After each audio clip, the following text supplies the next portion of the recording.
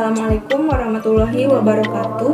Perkenalkan, nama saya Meisha Putri Yuliandra. Saya dari kelas 21C PGSD Universitas Riau dengan NIM 2105112528. Tujuan saya membuat video ini adalah untuk memenuhi tugas ujian tengah semester IPA Fisika.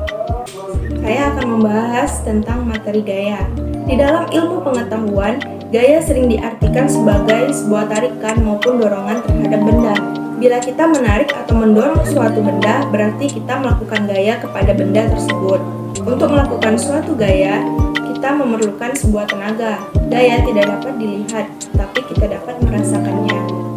Jadi, gaya di dalam ilmu sains adalah sebuah tarikan maupun dorongan. Terdapat gaya yang lemah ataupun gaya kuat. Kuat atau lemahnya suatu gaya itu dipengaruhi oleh besar atau kecilnya tenaga yang diperlukan. Besar gaya dapat diukur dengan dinamometer. Satuan gaya dinyatakan dengan Newton. Gaya dapat mempengaruhi gerak dan juga bentuk suatu benda. Sebelum kita membahas bagaimana sebuah gaya dapat menggerakkan atau mengubah bentuk suatu benda, saya akan menjelaskan terlebih dahulu macam-macam dari gaya. Yang pertama ada gaya gesek. Gaya gesek adalah gaya yang ditimbulkan oleh gesekan di antara dua permukaan benda. Nah, misalnya ban mobil yang melaju di atas jalan beraspal, mobil dapat berhenti jika kita mengeremnya. Nah, ketika kita sedang mengerem, terdapat gesekan antara mobil dan juga jalan raya. Yang kedua ada gaya pegas. Gaya pegas adalah gaya yang ditimbulkan oleh keelastisan suatu benda. Misalnya pegas dan juga busur panah. Ketika anak panah dilepaskan oleh busurnya, maka anak panah akan melesat ke depan. Yang ketiga ada gaya gravitasi. Gaya yang ditimbulkan oleh tarikan bumi. Benda dapat jatuh ke tanah disebabkan adanya gaya gravitasi. Misalnya buah kelapa yang jatuh ke tanah. Yang keempat ada gaya listrik. Gaya listrik ditimbulkan oleh adanya arus listrik, seperti kipas angin yang semula diam akan berputar setelah dialiri listrik. Selanjutnya, gaya dapat mengubah gerak benda. Gaya yang diberikan pada suatu benda menjadikan benda diam tersebut menjadi bergerak, dan benda yang semula bergerak bisa menjadi diam. Suatu benda dikatakan bergerak jika benda berpindah dari suatu tempat, dari tempatnya yang semula ke tempat yang lain. Yang pertama, gaya dapat menyebabkan benda yang diam menjadi bergerak. Dalam kegiatan sehari-hari, banyak sekali contoh gaya yang menyebabkan benda diam menjadi bergerak.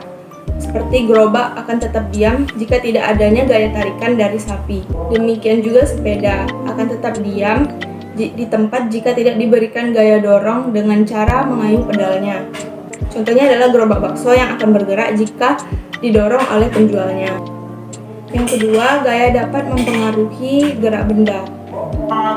Permukaan yang halus pada suatu benda dapat mempercepat gerak benda, sedangkan permukaan yang kasar dapat menghambat gerak benda. Semakin besar gaya gesek akan menghambat gerak benda.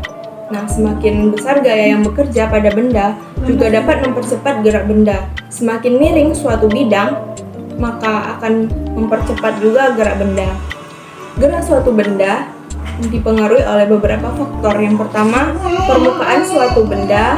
Yang kedua, besar kecilnya gaya gesekan. Yang ketiga, besar kecilnya gaya yang bekerja pada benda. Dan yang terakhir, kemiringan dari permukaan benda tersebut.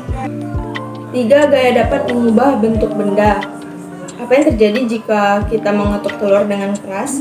Bentuk benda dapat berubah jika kita memberikan gaya pada benda tersebut. Nah, telur akan pecah jika kita memberikan tekanan pada telur tersebut.